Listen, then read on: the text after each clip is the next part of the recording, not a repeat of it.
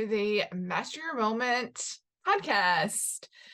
Today, we are going to talk about Master Your Moment, what it is, and what my goal and plan is for this podcast.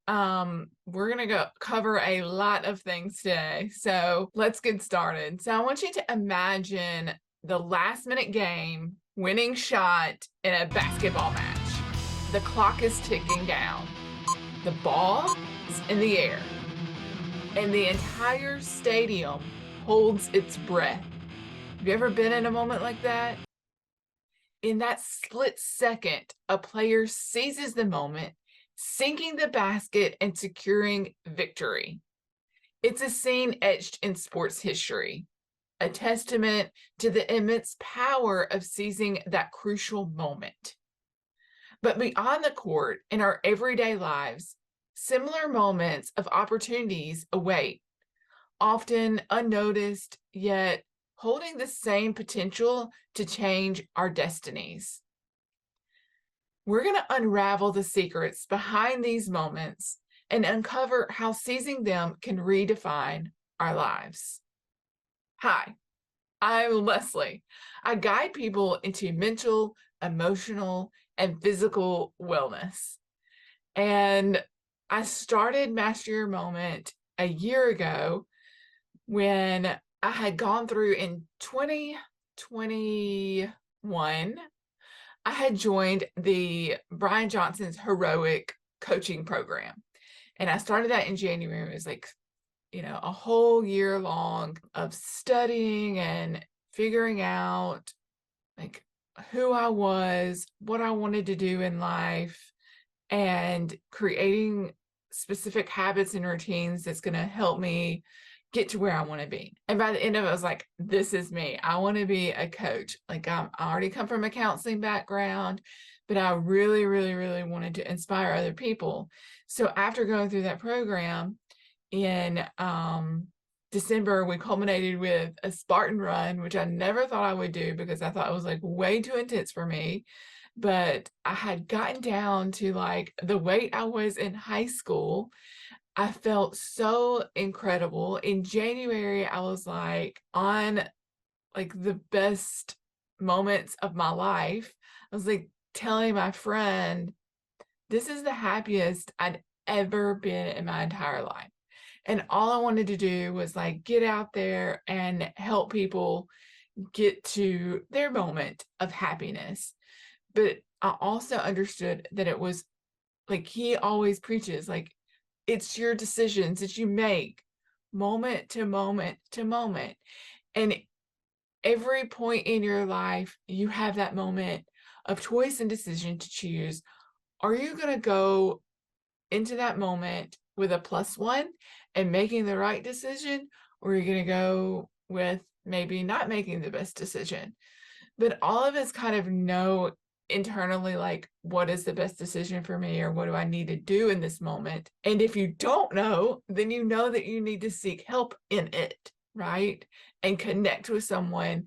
And even if they don't know, they might know someone who would know, and you can make connections in that way. Anyway, my background a little bit. I was a teacher when I first started out. I taught for 4 years, and then I transitioned into being a school counselor, and I've been doing that for 15, 16 years. And then about 7 or 8 years ago, my parents own a counseling business where they do testing on children. And since I was working in a school, working with kids, they needed some more counselors and help in their business. So I was like, sure, I will come out there and help you. And then now I've been doing that alongside my full-time job, working 2 jobs. And then I was like, yes, I want to become a coach. So now I'm basically like working 3 jobs. When I was in counseling, I was always like choosing something else to do to learn. Like I've always wanted to like grow and do something else. So I ended up getting my specialist degree in play therapy from Ole Miss. And right now I'm currently working on my mental health licensure. I have my provisional license right now, but I'm working on that. And so I always have like something going on. In addition to being a mother of two, like I know and understand in my soul what it is like to feel overwhelmed, to feel stressed, to feel like as a mother, you have to do everything. Like you've got to make sure the house is clean. You've got to like be successful in your career. You've got to make sure your kids are happy and productive and making great grades and being successful. And you've got to make sure that you are handling your finances and that you have healthy meals and that you're exercising. And you've got so much expectations that we put on ourselves that we don't have to have, but I'm going to go off on a tangent there if I get started in that. But I want to redirect to the fact that, like, yes, I experience all those things. I know what all that's like. And going through that coaching program just really, really helped me to see how you can, like, kind of do it all. Maybe not to the expectation to the point that you want, but if you're continually making those decisions moment to moment to moment in the way that you value, come up and show up and value in your life, then you can become the happiest, the most productive person that you will ever be in your life. And that will continue to grow and grow and grow if you're continuing to make those steps and changes. And so let's move on to why is Master Your Moment so important? I think I sort of explained it in all of that, because it's important when you feel like you're struggling, like you can't do this. And as humans, it is our complete and natural tendency to go to the negative and to say, like, I can't do this. This is impossible. I'm struggling. I can't figure this out. And that's our human nature, to like cling to the negative whenever we see the news and things are terrible and you're like, this is even so bad. It's like not even in my control to do. How am I supposed to handle and cope and feel the pain that's happening around the world, not only maybe in my own life, but other people's lives, and the world's falling apart. But that's our human nature. We cling to it. We start to thrive on that. But we have a choice every single day, every single moment. And the choice has to be, how are you going to choose to respond in those situations? And that's why Master Your Moment is so important. And my goal in this podcast is to share different people who have been able to master their moments through their particular expertise. And I think all of this kind of came from the fact that social and emotional learning started to be really, really important and being pushed in schools. And I thought that it was wonderful. It's like kind of like character ed, right? But it's also like a little bit more even than that. But building good character helps you live moment to moment to moment. When you focus, you're going to do the things that you focus on. And when we choose to focus on developing our character and to say, I'm going to learn this particular skill, that helps us to know what kind of decisions we want to make moment to moment to moment. So all of the guests that I'm going to have are going to come from a place where they're talking about specific topics. Like the last two people I interviewed, we talked about communication. It was very different.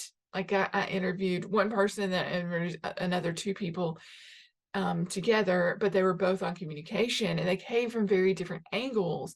And I think it's so important for us to learn and discover from other people so we know how we can best show up in our lives moment to moment to moment, even through the best way for us to communicate and how we can best communicate. And I'll be interviewing somebody else soon on adaptability. And we have to learn to adapt to life's challenges, life's changes. And so those are just a couple of examples of what's to come in this podcast series. And that's why moment to moment and master your moment is so important. So the first step in how you can start living moment to moment to moment, it comes through a practice of mindfulness and awareness. So if you're seeing this right now or hearing this right now, then you're going to be finally connected to having that awareness that you have that choice and you have that decision. But you're not going to know until you've been exposed and someone tells you, which is why I feel like I'm that source to come and to tell you and to show you. But practicing mindfulness means that you are coming to the awareness of the present moment. What are you, and you use your five senses with this, right? What are you seeing? What are you feeling? Like on your skin, what do you feel? What are your emotions? What is your mind thinking? And you don't focus on the actual thoughts, just let them exist, right? You focus on the things that you're tasting, smelling, all of those brings you to the present moment. What is happening right now? And when you can start there, that's when you can make the choice of how to respond. When you have that awareness of, I am here right now. Sometimes when you choose a moment, you can come into it like really cautious, very uncomfortable. I'm not naturally a speaker and talker. Like, I don't envision myself that way. And so the thing that I have to do in this moment right now is to pull out some courage and to say, my mission in life is greater than my comfortability, right? So I'm going to just do it anyway because I value that. And even though we don't maybe want to do things that's going to push us in the right direction because we know that it's hard and we know that it's difficult, and we're like, I can't do that. But do you know what? That's when you have to pull out that courage or resilience or empathy or gratitude, whatever it is, whatever source of character that you need to embody and come out, that's what you do in that moment.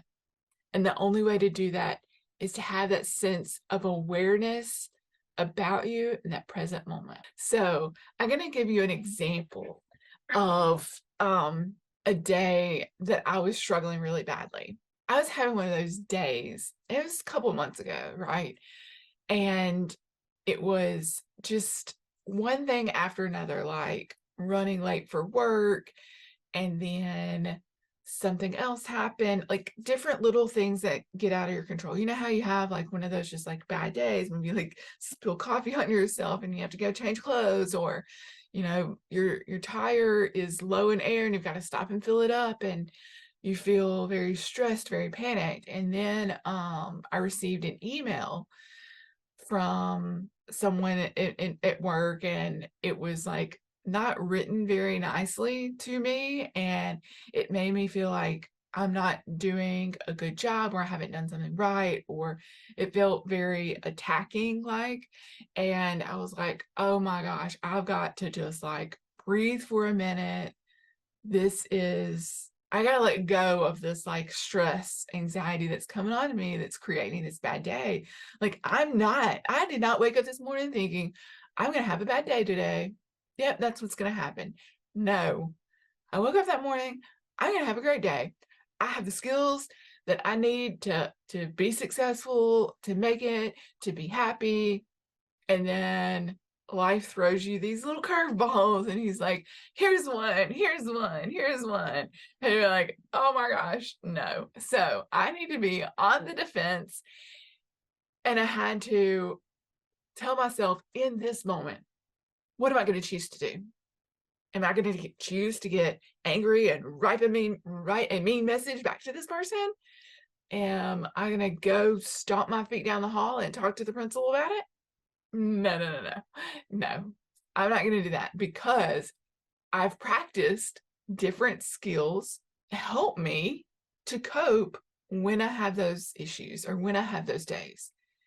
And the thing I thought, I was like, I just need to breathe. I need to meditate on this. I practice meditation. I know what to do. That's what I'm going to do, right? And so I sat there still, breathing in and out, breathing in, out. No, I'm still so anxious. Like, this did not work. What is wrong? I practiced a skill. I know the skill works. Why is this not working? Why am I still upset? And I was like, bring out another tool, right? Because I have a whole toolbox of coping skills that I teach people every day because I'm a counselor and I know that this is what people need, right? And I'm like, what other tool do I have in my toolbox that I can do right now? You know, I've just brought out just a random piece of paper and I just started writing like, this went wrong and this, and I'm a list maker like no one else. And I just listed everything that had gone terribly wrong that day. And I was like, this was terrible, and this was terrible, and this is how it was treated. And just writing it all out. And I decided, like, okay, I've written it all down. It's all out. Now I'm going to counteract what I said here. Like, what would the person in this moment, if they were my friend, my best friend, what would that person say to me, right? Because we really have kind of two sides of us. We have the side that's gonna like put you down and tell you you're not good enough. And then we have that side of us that can be like, you're amazing, you're wonderful, you're doing a great job, you know? And you get the choice to choose which voice you want to listen to. And so I knew this one voice was consuming me.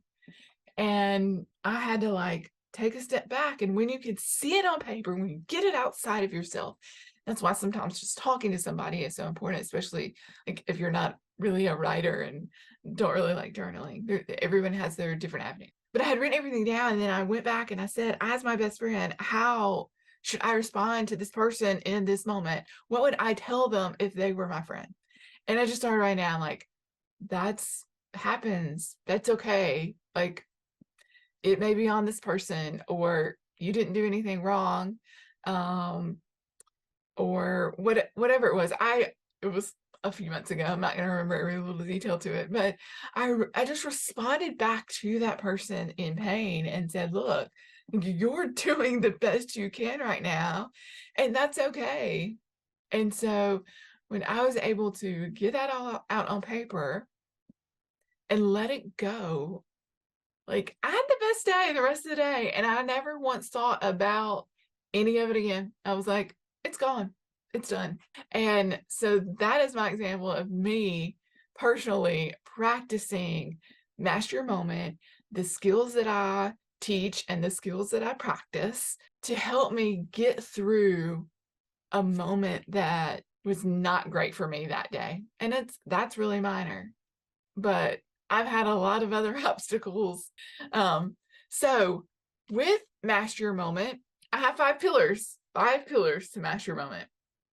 The first one is self-awareness.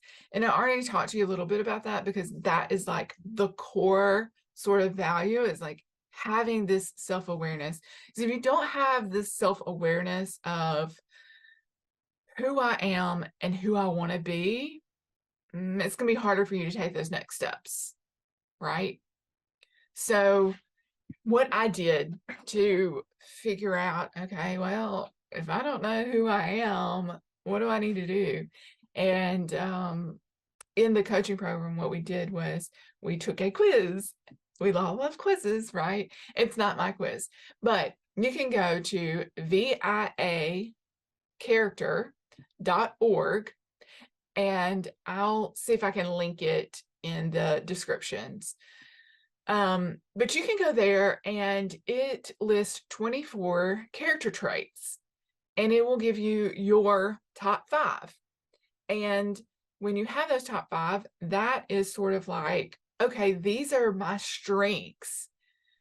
And while we may embody all of those different character traits, we're going to have certain strengths that come out the most. And I can't even name to you what exactly all of mine are, like love and gratitude and some other ones. When we focus on our strengths, we continue to show up as the best versions of ourselves. I think a lot of times people want to focus on their weaknesses and say, like, I need to get better at this and I need to get better at that. But um, we're not necessarily always naturally strong at everything. Like, we can't be somebody strong at every single thing. When you focus on our strengths, we can just really be even more effective in those areas. We're going to go with, so self-awareness is the first pillar. The second pillar of mastering your moment is mindfulness. And we've already talked a little bit about mindfulness, but it's also like mindfulness is having that moment of clarity of being in the present, but also like choosing to do the positive thing, focusing on that positive side of yourself, the self that like knows the right thing to do. And the third pillar of master your moment is resilience. So resilience is overcoming the challenges, bouncing back from the challenges that knock us down. Like, life is going to throw us the curveballs. They're going to like give things to us that we don't think that we can handle. It's happened to me multiple times this year, but we have to know how to like get through it, right? And know that we can. Like, everybody has difficult things in life that they have to deal with.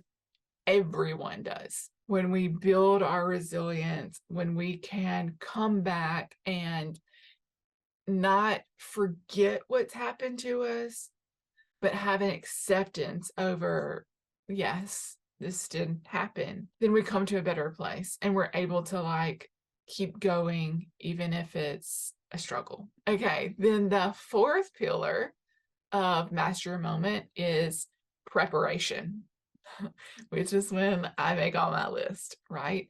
If you are not prepared to do the things that you say you want to do, to have your actions be the things that you value, then you need to bring in some preparation for sure. And this is where I see probably the majority of people struggle the most, is like with their time management. And they say like, how can you even do so much? Like, I'm basically working 3 jobs, raising 2 kids, trying to keep a house together.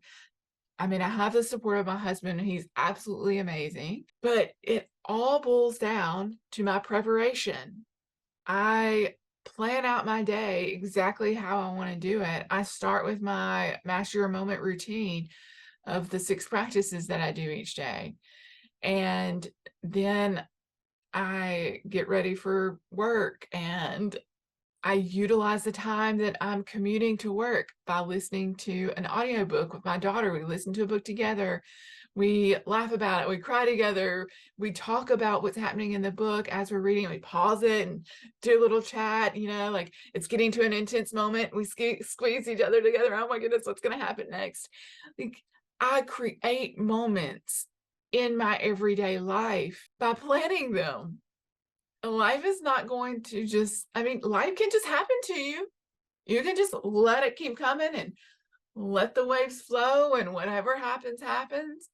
But if you want to create your reality and you want to strive to be the best version of yourself so that you can be the happiest version of yourself, so that you can show up for other people, then you have to prepare and plan for how you want to spend your time, where you value, what's most important to you, and then do those things. And that leads us to our fifth pillar, is not only planning it, but purposeful action.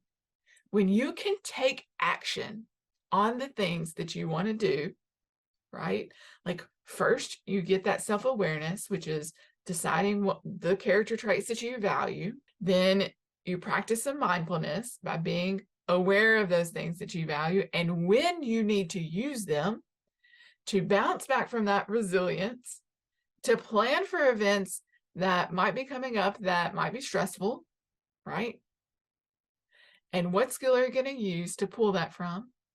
And then taking action on it, because our feelings and thoughts and behaviors are all connected, and it's a cycle that goes over and over and over again. But when we take action on those things, we create a sense of our own purpose and well-being in our lives. And when we have that, we can be happier, healthier, more confident. So let me dive into what those 6 practices are. And these are the 6 practices that I do every day in what I call my Master Your Moment routine. What I did was create an acronym of moment. And so some of the words, they mean that the item that I'll talk about, but I feel like sometimes you don't think about them in that way.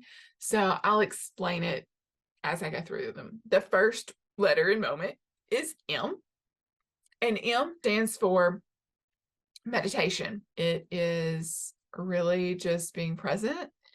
I know a lot of people, think of someone like sitting straight up, and yes, that can be great and wonderful.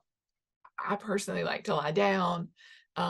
It helps me to relax more when I'm like laying down. And in yoga, they call that like the corpse pose. That's kind of the position where you're like still straight and flat. But a lot of times, honestly, I'll just sit on my sofa and cuddle up with a blanket.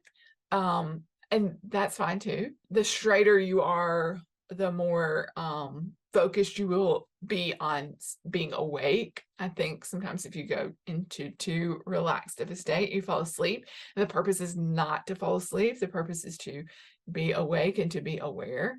But it's also just to be quiet and to create a moment of stillness within you where and a lot of people that I run into say, I can't do meditation. It's not for me. But I would argue yet, it's not for you yet. But that's because when we do things that we haven't ever done before, it is difficult. It's extremely difficult. It's still difficult for me, but with practice, it gets easier and easier and easier. And that is actually the point of meditation, is to allow yourself to get easier at doing it. So when we meditate, it's not about, your thoughts are not going to be in your head, because a lot of times people think I'm just going to sit there with a blank slate in my head and say, and while that is great, but that is like your expertise when you're up here, right? If you're way down here and you've never heard of meditation before, and you see that up there, that's the expert meditator, you're gonna be like, I can't do that. No. So that's why I really like and enjoy guided meditations, because when someone is speaking and giving you direction, it's helping you have your thoughts be on what they're saying, right? It gives you that focus. Breathe in, breathe out. And it helps you to focus and concentrate. When you can practice that focus and concentration, you can eventually do that for yourself, where you can internally say, breathe in, breathe out. And it's just a skill that you have to practice. That is meditation in a nutshell. Of course, we're going to go over a lot of these even in more depth eventually, but I want to be able to get through all of it. Okay, Then we'll go to O in moment, which is for observation. So when we think of observation, we think about like looking, right? Always think of binoculars. I'm observing the world, right? And when you observe the world, it means that you are visualizing what you want to see. And so we have meditation, now we have visualization. Visualization is actually practicing in the morning, preferably, what you're going to do each day, or how you want to embody yourself in that character or that goal that you are trying to get to. So, like, if for instance, I'm going to have these interviews on communication coming out soon, or like in January sometime, right? If my focus is on communication, I'm going to visualize, okay, throughout my day, when am I going to talk to people? How am I going to talk to them? How am I going to respond to them? Right? I'm going to visualize myself doing that. And when you visualize yourself doing the thing, like whatever goal that you have, that's the thing that you really need to visualize. It doesn't have to necessarily be the character trait. It can be, but it can also be, what is it that you need to do? What do you need to accomplish that day? I like to just make a list of the things that I'm going to do for the day. And then I look at myself, watch myself, create images in my mind about I'm waking up, I'm doing my practice, I'm exercising, I'm eating a healthy meal, I'm getting work done that I need to do work done. I know I'm going to see this student. I'm going to see this student. I'm going to be present with them. I'm going to take a walk and take a break. I'm going to come home and eat dinner at the table with my family. I'm going to read my son a book before bed. Whatever it is that you want to do, you envision that. And when you have that picture in your mind, you're more likely to do it and to accomplish it. So you don't have to have, like I know people say, we got to have motivation. I need to be motivated. I'm not motivated. Well, no one's really motivated to do things they don't want to do. But when we visualize it and say, this is what I'm choosing to do, we're actually more likely to do it and accomplish it. All right. So moving to the second M in moment is monograph. And monograph, it is your journaling, right? Monograph writing is associated with writing. So journaling can come in many, many, many different forms. I like to journal on different things. I could have like 5 different journals going at the same time. Sometimes I need to write about like what happened in my day, just to get out everything that happened. Maybe it was a big day, maybe a lot happened. I need to get all that out, right? Sometimes I want to do a gratitude journal where I'm just writing about my gratitude, what I'm grateful for each day, small moments, so that I'm focusing on positive things in my life. Right now, I have a self-care journal that covers like 5, 6 different areas of your life, and it has different prompts, and it's amazing. I also create writing prompts that go with different character traits, so that you have like a week-long practice of like meditation, like all of these practices I'm telling you, I have listed in my membership program. And that's been really, really helpful, because when I create the whole plan and then I can practice the whole plan. And I really struggled with, like, I knew to do all these skills, but I didn't have a plan in place. And one of my pillars is to have the plan, because when you have the plan, you'll take the action. So, journaling. So you can do different journalings. We have, gratitude. We have your daily journal. I have the self-care prescription journal. I have, my master moment journals. What is really trying to get to was the art journal. I love art. And so art journaling is one of a totally different kind of technique where you can bring in some creativity. And actually, I'm going to start hosting these wellness workshops. We're going to do some watercolor art projects, and that is our journaling in our 6 practices. So the E in moment stands for exercise. And exercise is not necessarily meant to be like super intensive. In my Master Moment membership program, my personal practices, I'm like 10 minutes. I can exercise for 10 minutes. And I have exercised way more than that. I know that like you need to do more than 10 minutes a day. But if you have a planned event of I'm going to exercise in this particular thing, even if it's just like a HIIT cardio, really only needs to be 10 minutes, or taking 10 minutes to do some weights, or 10 minutes to do yoga or whatever, you can take 10 minutes and do that several times during the day and knock out 30 minutes. You could go for a walk and knock out 30 minutes. Exercise is mostly just about movement. And in my wellness workshops, I really try to do movement activities for maybe 5 minutes, not even 10 minutes typically, but about movements that are associated with a character trait so that we can like move our bodies in a way that maybe symbolize that particular character trait. E is for exercise because our physical wellness is extremely important. If we do not take care of our bodies, then we're not taking care of ourselves. So really, really important. N in moment is nurture your mind. Nurture your mind.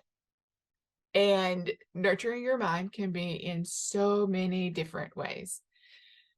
When we nurture our mind, that is the input that we get from the outside world. It could be whatever you listen to, whatever you watch, whatever you consume. You can do that by reading. You can do that by listening to podcasts. You can do that by watching YouTube videos. There's so many different avenues to nurture our mind.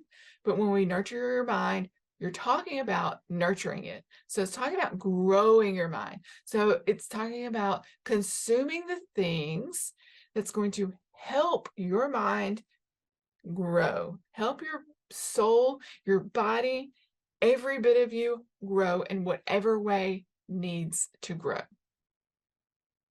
And that's nurture your mind. So in my membership program, we focus on these different topics, and Nurture Your Mind, it links to different YouTube videos on that particular topic so that you can nurture your mind on that topic. So isn't that amazing? And I watch different videos every day. I like videos because it's shorter. I can read a book, but it's going to take me a lot longer to get that information in. And I love to read, but I like to read for relaxation and release. But I also have like a ton of self-improvement books and stuff like that too. And I will read them. There's so many wonderful books out there. I think, like I've said before, every person is unique in how they want to get that information. I know podcasts are super easy for me because I can consume them in the car when I'm commuting from place to place. And it's an easier way to get nurturing your mind when you have those moments of downtime. And then they're not really downtime anymore because you're actually using your time in the best method that you can. So that is Nurture Your Mind. And if you have any questions on any of these, please, please, please reach out to me. I will link in the description how you can get in touch with me if you would like. So T is the last letter in moment, and that stands for testimony. And I know that most people think about testimony as like, I'm using testimony in this way of saying like, what do you affirm? What are your affirmations? What do you say? This is the person that I embody. This is how I want to be. I am. And I have 10 affirmations that I focus on every day of 10 different areas in my life and how I want to show up in those areas. So I will say, I am healthy and confident. I am frugal. I am adventurous. I am loving. I am family oriented, and I am clean and organized. Like, I list, I am this. And when I say those every day, I'm internalizing the behaviors that I want to see in myself moment to moment to moment. And that's where affirmations can be so very powerful. And even if I may not believe one, the more I say it, and then the more I take action on it, and the more I practice it, you know what? I'm going to become that. I'm going to embody that. And if you're telling yourself terrible things like, I'm not enough, I'm terrible at this, and I can't do this, then are you going to be able to do those things? Be that person? No, no. So it's so important for us to practice saying these things to ourselves. I'm practicing it in a moment where I'm sort of accomplishing more than one thing. And sometimes I may have to do one thing and then focus on it and be like, I am this, and do something else. I am this. So that it gives me that time to like visualize it while I'm also kind of doing something else that's not as thought-provoking that I have to like actually think about. So yeah, I told my friend, like, this is the happiest I've been in my entire life, and I'm gonna start this business and it's gonna be amazing. And then I had no idea what I was doing, but I was trying to like coach individuals that I already knew on kind of the heroic program and how that align. I built this course on all of those things. And I may use that eventually, but when you're working 2 full-time jobs and then trying to see like 4 or 5 people, in addition to that, it was extremely time consuming and I couldn't put into it what I needed to. And so I decided that like my business was gonna have to go kind of in a different direction. But not only did that happen, like that sort of struggle of how am I going to find this time and do this, and also not having direction of like how do I get my voice out there, how do I get known and heard. Social media is not the avenue that actually happens in. You know, most people think that it does, but it does not. I mean, I've been running the social media stuff for basically a year now, and if you look at my followers like currently, it is nowhere near what it could have been in a year. But that's because social media is not going to get you the followers. It just isn't. So I had to figure out that as well, about that kind of awareness. Anyway, that's a whole nother tangent. But happiest of my life, some business struggles, and then the week after spring break, the business that my parents own and that I work in, counseling, we have the manager who like basically ran the business, talked with all the parents, had strong connections and relationships with every child that went in there. He had a massive heart attack and did not make it. And he was the person that like I knew he was going to graduate in May with his bachelor's degree. He was going to go into counseling. He was going to apply for his master's degree and go into the counseling field. He was going to do that for 2 years while I'm working on getting my licensure. And then I was going to work on getting my supervision license so that I could supervise him through counseling. And yeah, I had this whole vision of like my future and my plans and how my life interacted with his life and to help guide him in that direction. And then he's gone. And it had to make me change the direction I was going to go in. And so that was another like struggle, right? Like the grief of that, of his death, because I loved him dearly, was very, very difficult for me. And then 2 weeks later, my mother-in-law, like, she had pneumonia like in February and had been in the hospital for like 10 days. So it was really, really bad. And then the day after Easter, she went to the hospital and didn't make it either. They both died like in 2 weeks' time. And here I am, like, trying to create a business and then have to live in grief and figure out, how am I going to deal with this and still like keep functioning, keep doing, keep growing. And that happiest moment in my life changed real quick. But if I had not done the practices that I had done through becoming a heroic coach, through my master moment morning routine, like, I would probably be in, it would be a lot harder for me to have bounced back like I have. I don't know that I would have. I may have stayed in grief. And in June, I think it was June, it may have been May or June, my sister tells me that she had been having nightmares for like 6 months, and I had been working with her too, through the heroic program and stuff. And she had been having some nightmares, and then she came to me and she said, I had this dream that I was in the hospital and you were there, and my husband was there, and my mom was there. And she's like, I knew my dad was there and my son was there, but I couldn't see them. And I just felt really at peace. Like, I felt okay. Like, like, that's how she envisioned this dream to me. And so I was like, okay, it's just a dream of you laying in a hospital. It's interesting. Okay. But I didn't think too much into it, Like, how many of us hear somebody's dream and think, wow, that's a premonition?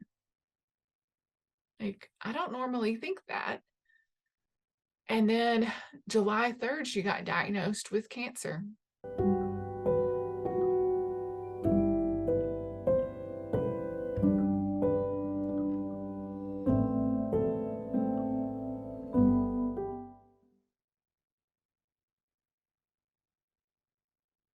And she passed away on July 27th.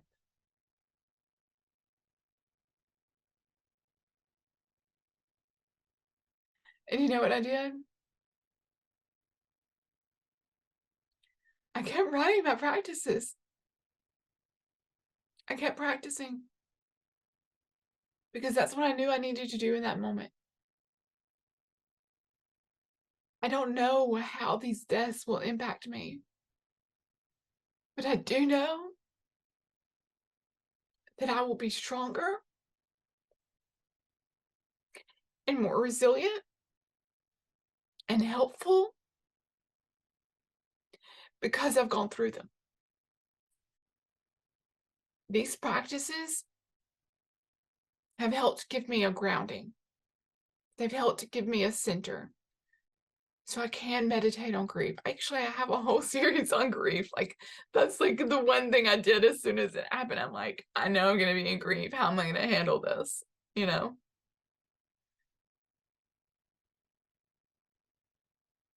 Life's curveballs. What are we going to do? We're going to build in our character. We're going to grow. We're going to master our moments. So I want you to think back to a time when a single decision changed the course of your day, your year, or even your life. Moments like these hold incredible power. The power to shape our destinies and redefine our existence. And I'm on a mission to unlock this potential not only on the court, like we did in our earlier visualization, but also in the game of life itself. My hope with Master Your Moment is to explore, dissect, and reveal the transformative impact of seizing these pivotal instances. And together, we're going to dive into different strategies, stories, and insights that will empower us to recognize, embrace, and capitalize on these moments. I hope you join me in this journey of self-discovery and empowerment as we learn to harness the profound influence of seizing the moments that matter most. And so, obviously, I've said a lot about what my business is and what I have to offer. I also have a Facebook business page you can follow, Instagram. I have a TikTok, I have a YouTube channel with a few things on it. I'm also going to be posting these podcasts on the YouTube channel and on Spotify currently. Also have a free Build Your Moment workbook. There's a link to it on my Instagram page, or you can go to masteryourmoment.net. That's my website. So just to recap a little bit about this podcast, man, that was hard, but you got to know me a little bit better, what my background is. You got to understand what Master Your Moment is and what it means. You've got to gain lots of insights on how to do that, resources to help you, understanding where I've come from and how I'm growing and doing. And our next episodes are going to launch on Wednesdays. And we're going to focus on adaptability and communication in the month of January. And my next podcast will be on December 27th, and we will meet Alan Mueller. He is a TEDx speaker, and I'm super excited to meet with him. Actually, I'll be meeting with him tomorrow, hopefully.